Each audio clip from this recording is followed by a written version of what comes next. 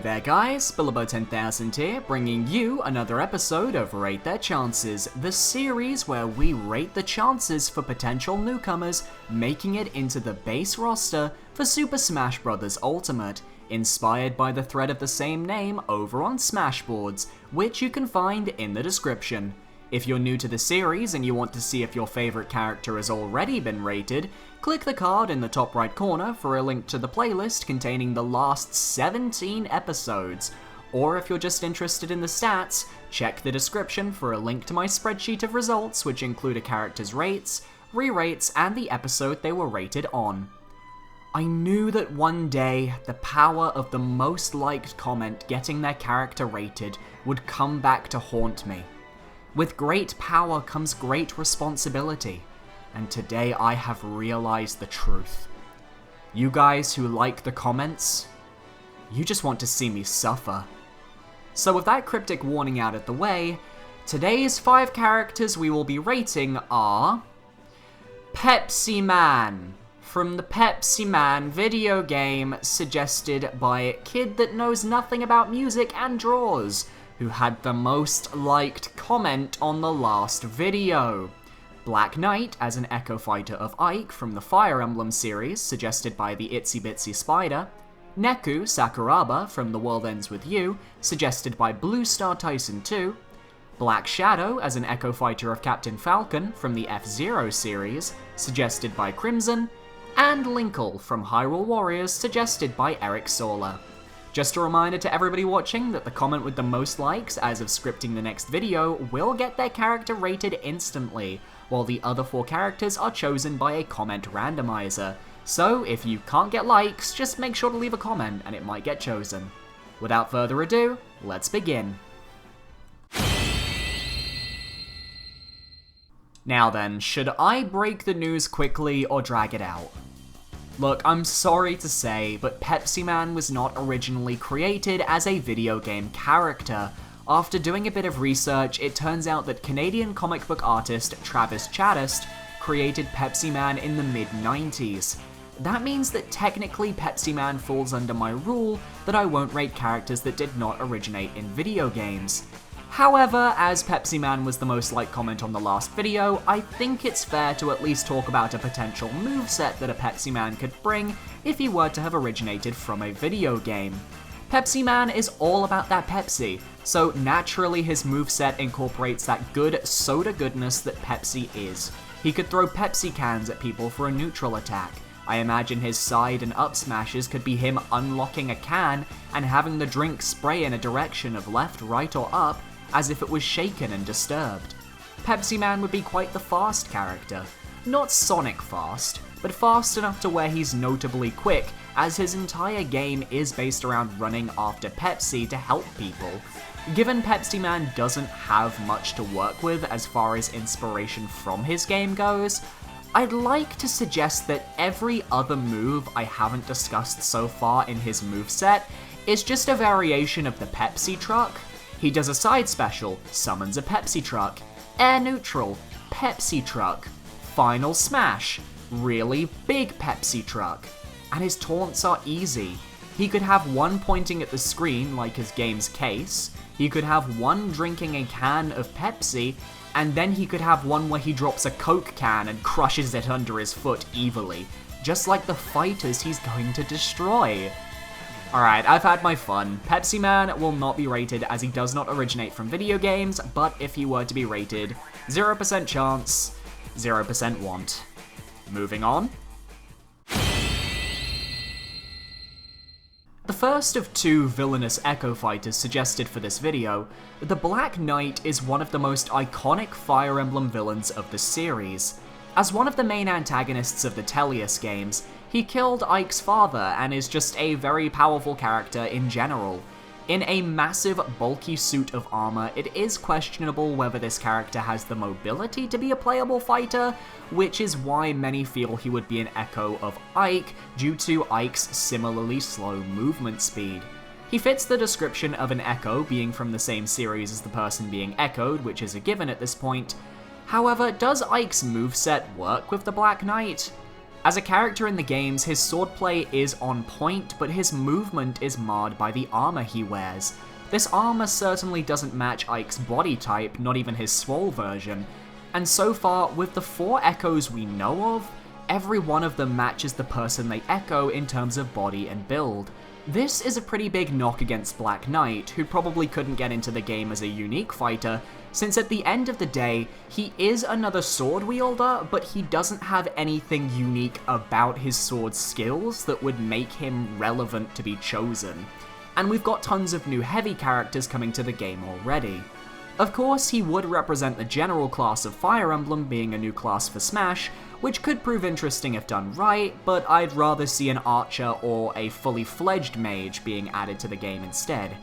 However, it's not just the different body types that make me question this character, it's the fact that we already have a Fire Emblem Echo Fighter in Chrom for Smash Ultimate. Yes, we also have Lucina, but she was added in Smash 4, not Ultimate, so perhaps we won't get any more Fire Emblem Echoes as we already had one. On top of this, we know that boss characters are going to feature in the game in some way, looking at Rathalos and Dracula, which makes me think, what would Fire Emblem's boss be? In my eyes, it would either be one of the dragon final bosses that are all throughout the franchise, or Black Knight, who could make for a very interesting boss battle. With this in mind, Black Knight gets a chance score of 1%. I'm sorry, Fire Emblem fans, this one isn't happening, but I do think that this character could show up as a boss, though given how much Fire Emblem has focused on Awakening onwards in recent years, even that is doubtful. As for a want score, I'll give him a 25%. Unlike most Fire Emblem characters, I've never played much of the Tellius games, aside from maybe the first 7 chapters of Path of Radiance, so I hold no attachment to the Black Knight, regardless of how much people enjoy the character. Forgive me for this segment, but we're venturing into uncharted territories as we're tackling a character that, aside from the name of their game and the fact that one of my friends, ZombieSlayer78, loves this character, I know nothing about. Neku Sakuraba is the main protagonist of The World Ends With You, a DS action RPG that is seeing a re-release on Switch this October. Now, the big thing with Neku is that he is owned by Square Enix, and as such is a third-party character who, while he has only appeared on Nintendo consoles, will be competing with other Square Enix reps for a potential spot. Any other Final Fantasy characters, Geno, potentially Chrono, could all be big hurdles for him to overcome if he were to be added to the roster. Neku Sakuraba can use a variety of different powers in battle from his game, as there is quite the emphasis on combat-related segments within his home game. He can slash at enemies, fire rapid bullets, and even shout into a microphone to cause a full-screen attack, which could be used as a final smash. I won't go into more details regarding combat mechanics, as I'll be getting first-hand experience with the game in October, and I'd rather not spoil myself any further than the Wikipedia page for the game in that sense. The point is, Neku has combat abilities, and his character design would fit in well with Smash Bros. Granted, a 3D model might look a little jarring to his fans, as his game focuses on 2D sprite work, but that shouldn't be an issue for the character in the long run. The question of his inclusion comes at the cost of whether Square Enix would be pushing him over other characters of theirs, which includes Geno, Lara Croft, Chrono, and a whole host of JRPG characters from Final Fantasy, Bravely Default, and beyond. I think, as a character, he's got a loyal fan base, but did they show up for the ballot in 2015? I'm not sure. His name doesn't really come up in polls, and unless your name is Isabelle, Inkling, or you're an Echo Fighter, I'd argue you'd need ballot support to prove your character's popularity, especially when being a third-party character. Comparing Neku to Simon Belmont, Mega Man, Ryu, Cloud, Pac-Man, Sonic, even Bayonetta, he doesn't rank with them in terms of iconic status. With that in mind, Neku gets a chance score of 5%. My reasoning being that as far as Square Enix reps go, if Geno doesn't get in and they choose to not include any sword wielders, he has a shot. Not to mention there's always the exceptionally slim possibility that his games being re-released could tie into a reveal, first time for everything am I right, but really, Neku is more of a DLC bet. As for a want score, he gets a 50%, as I haven't played his game and can't make a judgment on the character until I've played the Switch release in October. F-Zero is a franchise that has been dead for quite some time, with the only thing keeping it alive being a mixture of Smash and Mario Kart 8 DLC, so for the longest time, asking for a newcomer from the franchise was a non-factor. Why would we get a newcomer from a franchise that hasn't had a new entry in the series since 2004? Well, with the introduction of Echo Fighters, the Smash Ballot, and fan demand, Black Shadow might just have a shot at making it into the roster. He's known as a prominent villain in the F-Zero franchise and has been playable in 3 different games, being the main antagonist of the series in a way, and is Captain Falcon's biggest threat.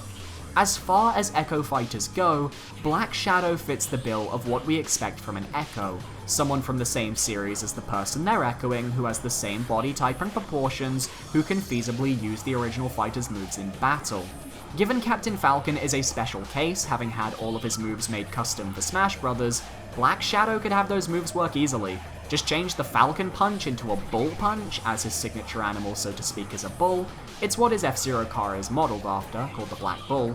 Honestly, he works completely as an Echo, and the only thing that's standing in his way is combating the relevancy argument due to being from a franchise that is dead at this point. On the plus side, said franchise has been in Smash since the beginning, so if any dead franchise is gonna get a new rep, F-Zero is looking good. Now, Black Shadow himself did have some support during the Smash Ballot, enough to be notable on the 2015 Consolidation poll, though he was right near the bottom, but notably above Pokemon Trainer of all people. Whether this translated into actual ballot votes, we can't be sure. Aside from this poll of 40,000 votes, he doesn't really show up anywhere else and only came back into people's minds following the Echo Fighter branding. The question is, will Sakurai create another Captain Falcon clone when Ganondorf already embodies a lot of Falcon's moveset, and is also a villain? There could be a lot of overlap between Black Shadow and Ganondorf, and that makes me a little unsure of the character. I think Black Shadow is possible, but is definitely a low priority in terms of a character, so I'll give Black Shadow a chance score of 10% as an Echo Fighter. It's not looking too likely, with 3 months to go before the game is out, and there are other Echoes that have more of a claim to the spots right now, but it would be a pleasant surprise if F-Zero got a new representative. As for a want score, Black Shadow gets a 50%, as I am impartial to the character and have no real knowledge or attachment to him, though he would make people very happy. So, Linkle from Hyrule Warriors. The comment that originally suggested Linkle asked me to rate her based on being an Echo Fighter of Sheik. I don't know how Linkle could ever translate into Sheik's moveset. It wouldn't happen ever, so if Linkle's getting in, she'd be a unique fighter. Linkle is a character from the crossover game with Koei Tecmo's Dynasty Warriors and Nintendo's Legend of Zelda, Hyrule Warriors. She utilizes dual crossbows in devastating fashion, and believes herself to be the hero of time. Someone should tell her that you need a thing called the Triforce for that, but I digress. Alongside her crossbow, she has capable fighting skills and is able to tussle with the best of them, especially with her strong kicks, which can devastate enemies. She's like if Chun-Li from Street Fighter met Link's crossbow training for the Wii. She's also known as a Kuko Shepherd, so she could summon Kukos to cause devastating damage. Overall, she's a strong character who could provide an interesting projectile-based fighting style. So before everyone says she's a spin-off character and has no shot, remember that Eiji Aonuma has stated that due to her popularity, he is going to keep in mind the possibility of including her in a future Zelda game. That doesn't mean she can come to Smash, but she's popular enough to warrant the creator of modern-day Zelda specifically calling her out, unlike Lana or Sia, who were also original characters in Hyrule Warriors. That being said, she debuted in Hyrule Warriors Legends, which came out on the 3DS in 2016. What does that mean? It means she missed the ballot, and that means her overwhelming popularity with the Zelda fanbase won't be shown to Sakurai, so what does this mean? Quite simply, it means we can get straight to rating Linkle, because Linkle gets a 0% chance of joining the roster. She simply does not have a case right now. However, if she is ever added to a future Zelda game, perhaps the case could be made, depending on how important her character is. At this point in time though, she's just not ready for Smash Brothers. As for a want score, I'll give her an 80%. Female Link who can't tell direction? Sign me up! Thank you very much everybody for watching today's video, I hope you guys enjoyed. I do apologize for the delay for this Rate Their Chances episode. I couldn't get it edited and uploaded yesterday, but I'm glad that I could get it out for you today. If you guys enjoyed, make sure to leave a like, comment, and subscribe. We recently hit 16,000 subscribers. My goal for the end of September, I don't think it can happen, we've only got 13 days left, is to hit 20,000. I don't think that's gonna happen, but it would be awesome if we could make some leaps and bounds to maybe get a bit closer to that goal. Anyway, I hope you guys enjoyed, and I'll see you next time. Goodbye!